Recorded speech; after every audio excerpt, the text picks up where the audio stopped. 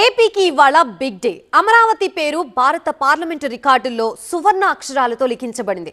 రాజధానిగా అమరావతి చట్టబద్ధత బిల్లుకి పార్లమెంటు ఆమోదం తెలిపింది. ఉభయ సభలు గ్రీన్ సిగ్నల్ ఇచ్చేశాయి. రాష్ట్రపతి సంతకం చేస్తే అంతా అయిపోయినట్టే. అయితే రాజ్యసభలో ఒక్క వైసీపీ మినహా దాదాపు అన్ని పార్టీలు బిల్లుకి మద్దతు ఇచ్చాయి. కొందరు క్యాపిటల్ నిర్మాణంపై సలహాలు సూచనలు ఇస్తే మరికొందరు సకాలంలో రాజధానిని పూర్తి చేసి ప్రజల ఆకాంక్షకి తగ్గట్టు పాలన సాగించాలన్నారు. ఇటు విభజన హామీల గురించి రాజ్యసభలోనూ తెలంగాణ నేతలు మరోమారు ప్రస్తావించారు. చర్చ సందర్భంగా నేతలు ఏమన్నారో క్విక్ గా చూసేద్దాం. అమరావతి బిల్లుపై చర్చ సందర్భంగా కేంద్రంపై తీవ్ర విమర్శలు చేశారు కాంగ్రెస్ ఎంపీ రేణుకా చౌదరి. గత పాలకుల నిర్లక్ష్యంతోనే రాజధాని నిర్మాణం ఆలస్యమైందని ఆగ్రహం వ్యక్తం చేశారు. 12 ఏళ్లుగా రాజధాని లేని రాష్ట్రంగా ఏపీ తల్లడిల్లిందన్నారు. బిల్లు పెట్టడం కాదు, సమయానికి రాజధానిని పూర్తి చేయాలని కూటమి ప్రభుత్వానికి కాస్త గట్టిగానే వినిపించేలా చెప్పారు. దక్షిణాదిపై మోదీ వివక్ష చూపిస్తున్నారంటూ చివర్లో చురకలంటించారు. Policy paralysis of the central government, the hypocrisy where they supported the then CM's demand for 3 capitals. Have you ever heard of it? So what happened? Andhra did not have any capital for 12 years. I mean, this is the most amazing failure. What happens to Polavaram project? They said they'll give it national status.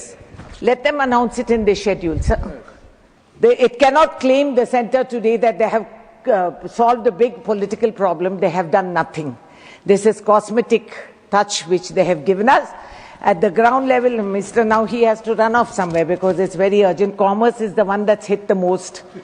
I had told the then Chief Minister, Pettara Peru, Amravati, Lakpate Pelavara Peru, Kamaravati, Pettu Peru. I have called it. So if he has the audacity to say that, let them have the courage to implement that, sir. ఏపీకి అమరావతిని మించిన రాజధాని ఉండదన్నారు BJP MP R Krishnaiah. Visionary leader చంద్రబాబుతోనే రాజధాని నిర్మాణం సాధ్యమవుతుందన్నారు. రాజధానిపై YCP అనవసర రాద్ధాంతం చేస్తోందన్నారు. అమరావతి ఆంధ్రప్రదేశ్ రాజధానిగా ఉండడాన్ని మేము పూర్తిగా సమర్థిస్తున్నాం.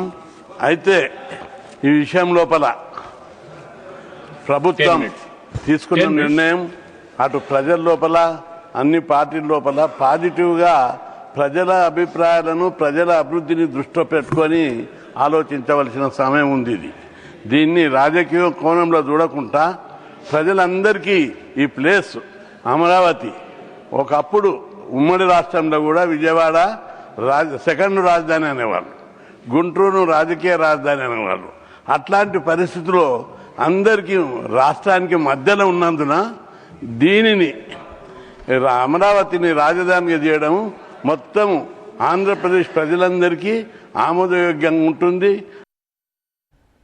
అమరావతి బిల్లుపై చర్చ సందర్భంగా ప్రధాని మోదీని ఆకాశానికి ఎత్తారు ఆర్ కృష్ణయ్య. ఏపీ అభివృద్ధి కోసం మోదీ పరితపిస్తున్నారని అన్నారు. అన్ని వర్గాల ప్రజలకి న్యాయం చేయాలన్న సంకల్పంతోనే పలుమార్లు మోదీ ఏపీకి వచ్చారని చెప్పుకొచ్చారు. ఆంధ్రప్రదేశ్ అభివృద్ధి పట్ల నరేంద్ర మోడీ గారు చాలా స్టెప్స్ తీసుకుంటున్నాడు. ఒకవైపు విశాఖపట్నం ఇప్పటికే 3-4 సార్లు పోయాడు.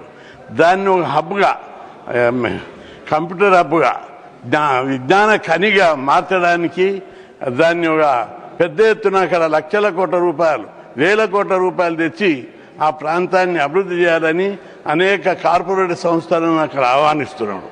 అదేవిధంగా విజయవాడ ప్రాంతంలో కూడా ఈ ప్రాంతం అభివృద్ధి చెందాలని చెప్పి ఆహ్వానిస్తుడు.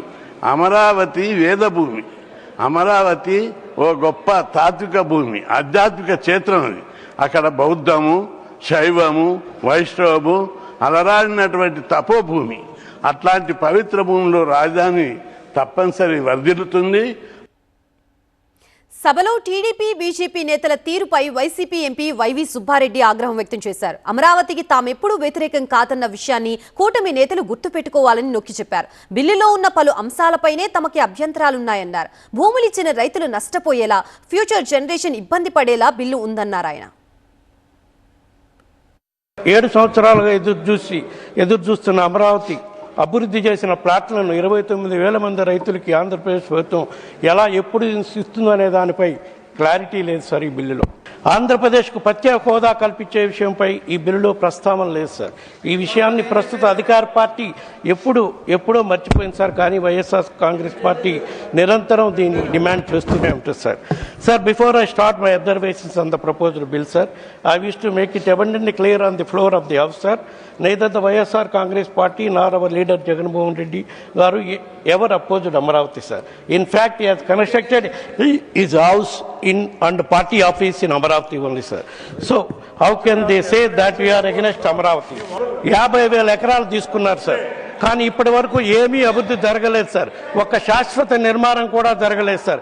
50,000 ఎకరాలు ఎక్వైర్ చేయాలని చెప్పి తీసుకోవాలని చెప్పి తీసుకున్నారు సార్. 50,000 ఎకరాలకి 2 లక్షల లెక్కన 1,00,000 కోట్ల రూపాయల నిధులు అవసరం అవుతాయి సార్.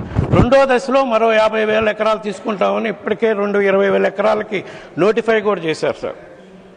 మరి ఈ 2 లక్షల కోట్లు అంటే 50,000 ఎకరాలు ఇదివరకు తీసుకుంది, మళ్ళా తీసుకోబోయే 50,000 ఎకరాలకి ఎకరాకు 2 కోట్ల లెక్కన సుమారుగా 2 లక్షల కోట్లు ఈ ప్రాంత అభివృద్ధికి కేవలం ఇన్ఫ్రాస్ట్రక్చర్ ఫెసిలిటీస్ క్రియేట్ చేయడానికే అవసరం అవుతుందని, ఈ కొత్త రాజధానిలో నిర్మాణానికి అవసరం అవుతుందని చెప్తున్నారు సార్.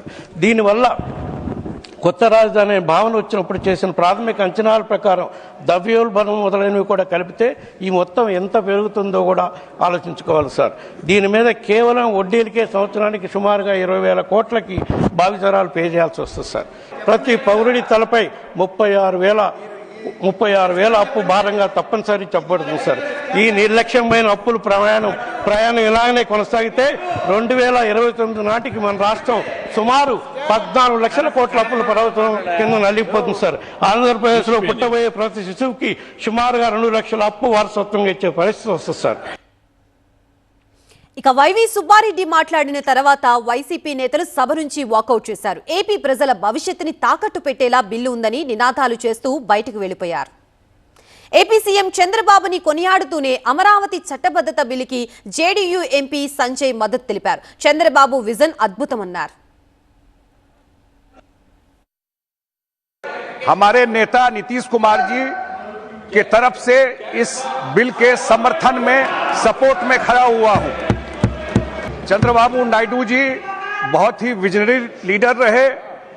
वाजपेयी जी के टाइम में नीतीश जी और चंद्रबाबू नायडू जी उनके सबसे ट्रस्टेड अलाई रहे और आज भी मोदी जी के नेतृत्व में जो सरकार चल रही है, ये दोनों नेता चंद्रबाबू नायडू जी और नीतीश कुमार जी इनके सबसे इंपॉर्टेंट और ट्रस्टेड सहयोगी के रूप में ये सरकार चल रही है। यहाँ पर అమరావతి 5 కోట్ల ఆంధ్రుల సౌధమన్నారు బీదా మస్తాన్. ఒక్క పిలుపుతో రైతులు 33,000 ఎకరాలు త్యాగం చేయడం అత్యద్భుతమన్నారు.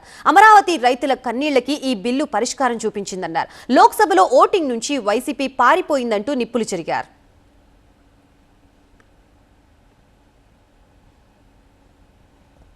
యమునా నది నీటిని తెచ్చి ఆశీర్వదించిన ఈ రాజధాని అమరావతిని గత ప్రభుత్వం అణిచివేయాలని సూచన నేడు అదే పార్లమెంటు వేదికగా చట్టబద్ధ గుర్తింపు లభించడం చారిత్రాత్మకం సార్.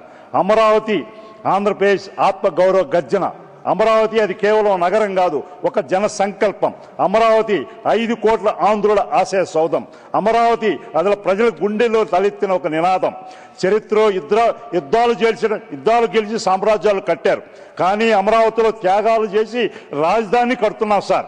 రాజధాని అనేది కేవలం భవనాల సముదాయం కాదు, అది ఒక రాష్ట్ర ఆత్మ గౌరవం, భవిష్యత్తు తరాల ఆశయం.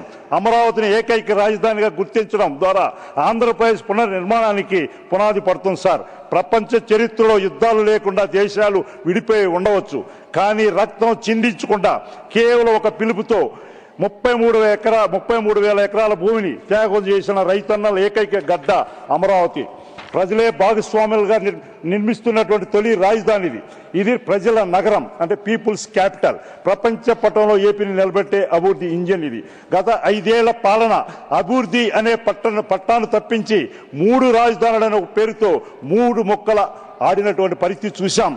రాజధాని అంటే రియల్ ఎస్టేట్ వ్యాపారం కాదు, అది భావితరాల భవిష్యత్ అని వారు మర్చిపోయారు. ఇప్పుడు కూడా గమనించాం సార్, ఒక ఆవిడ అమరావతికి వ్యతిరేకం కాదంటారు. గతంలో 3 ముక్కలాట మాదిరిగా 3 రాజధానులు అన్నారు. మళ్ళీ ఇప్పుడు కొత్తగా మువ్వాని, మచిలీపట్నం, విజయవాడ, గుంటూరు 3 జిల్లాలు కలిపి మళ్ళీ కొత్త రాజధాని ఒక పేరు పెడుతున్నారు సార్. వీళ్ళని ప్రజలు నమ్మరంటే నమ్మరు కాదు సార్. బిల్లును వ్యతిరేకిస్తున్న వైసీపీ ఏపీ ప్రజలకి సమాధానం చెప్పాలన్నారు BJP MP pak Satyanarayana. AP భవిష్యత్తుని వైసీపీ అగమ్య గోచరంగా మార్చిందన్నారు. కేంద్రం ఇటువంటి ఆలోచన రహితమైనటువంటి విభజన వల్ల జరిగినటువంటి ఈ పాపానికి పూర్తిగా కాంగ్రెస్ పార్టీ బాధ్యత వహించాలి.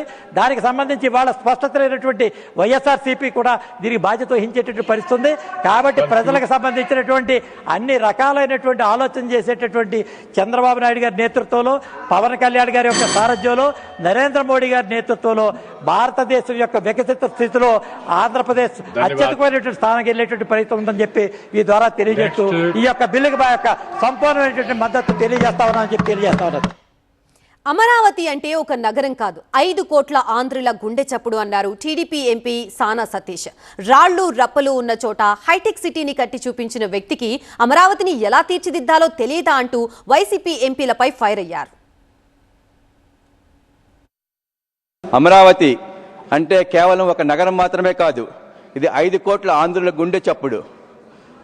సార్, ప్రపంచంలో ఎక్కడా లేని విధంగా కేవలం ఒక నాయకుని పిలుపు మేరకు 29,000 మంది రైతులు తన 33,000 ఎకరాలని రాజధాని నిర్మాణం కోసం ఇచ్చారంటే ఆ నాయకుని మీద వారికి ఉన్న నమ్మకం చెప్తుంది సార్. ఇది 40 ఏళ్ల రాజకీయ అనుభవం, రాజకీయ పరిపాలన దక్షత ఉన్న నాయకుని మీద నమ్మకంతో ఇచ్చిన రైతులు సార్.